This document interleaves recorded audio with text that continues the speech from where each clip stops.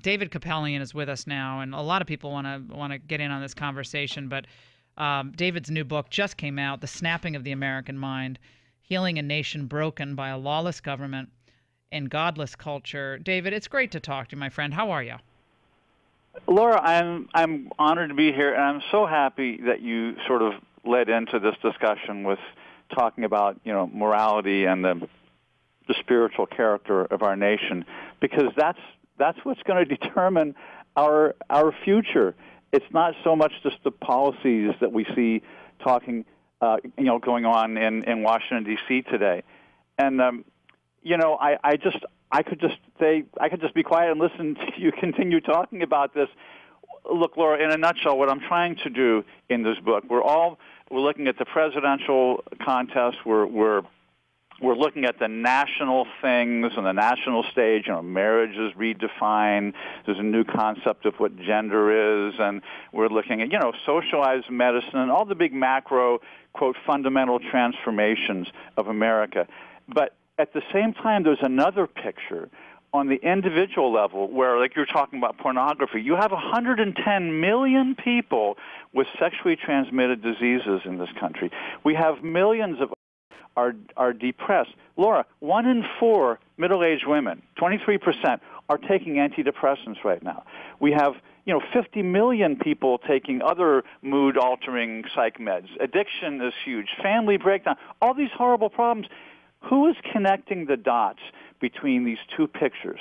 The arrogant, progressive left with its fundamental transformation. It's never worked before, socialism, but we had the wrong people running it. We need our current brainiacs running it, like Bernie Sanders, who what Rush last week called an aging hippie communist, and we have the real life Nurse Ratched, who some people think should be in prison. Look at how far left the politics has gone. But what I'm doing with the book, The Snapping of the American Mind, is I'm connecting all the dots. This is not a screed. This is a serious prosecutorial indictment, 400 endnotes, lots of research and statistics showing that this wonderful utopian transformation that the left has promised us is actually causing a large part of all this wretchedness and destruction that we see on the individual level with the pornography and the family breakdown and the fatherlessness and all the misery that we're dealing with, mostly through drugs.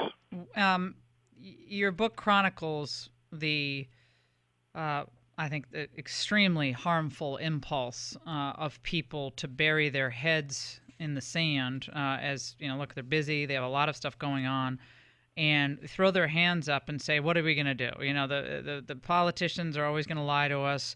They claim they're for the rule of law. That's what the Republicans always said they were, and now they're for open borders, and a lot of them are for legalizing drugs and turn their heads on licentiousness and so forth. A lot of people just they want to give up, but your point, and you get at this toward the end of the book, your point is that we need a spiritual reawakening, because only through a close relationship with God, and if you're Christians, obviously with Jesus Christ, are you going to be able to put on that battle armor and go out there and resist the temptations, whether it's pornography or or defeatism or alcoholism or drugs. You need that battle armor on every day. You just need it. Oh, absolutely. It's true what you're saying. People are, they tend to be so upset. A lot of people don't vote, or they at least don't watch news anymore because it's so negative. Look, I've been in the news business for 30 years. Yep. Most of it is bad news.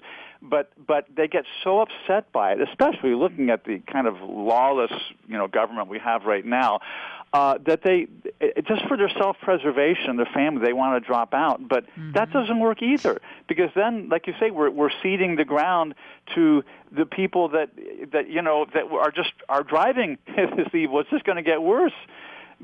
And also, it is true. It all comes down to this issue of God. I just remember Alexander Solzhenitsyn, the great Soviet dissident, at the end of his life, he was asking, why did all this? Why did we lose 100 to 200 million people in the atheist, communist, at the 20th century and so forth? And he said, look, I say the same thing I said when I was 15 years old. He says, men have forgotten God. That's why all this has happened. You're listening to your Healthy Radio Addiction, the Laura Ingram Show. The Snapping of the American Mind is featured on our Facebook page and on our website, lauraingram.com. David's a compelling writer, and the way he presents the narrative of what's happened to our political psyche, our spiritual psyche, all of it is really compelling. It's a page turner. I really urge you all to get this book.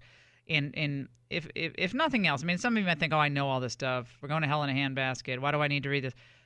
Because you need to know you need to know the way out, and we need to help each other because it's not easy. It's not easy going into the lion's den every day, and the culture is the lion's den because they're going to call you names and they're going to ridicule you and they're going to call you stupid and you're a hayseed and you're a troglodyte and you're anti-immigrant or you want to control women's bodies but no, you just say, look, I want to do the good thing.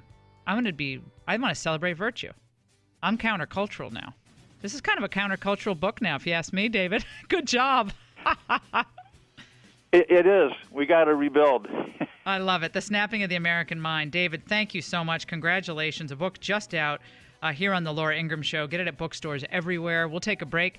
Your reaction to the new Playboy revelation, No More Nudes. Hugh Hefner won. The Laura Ingram Show.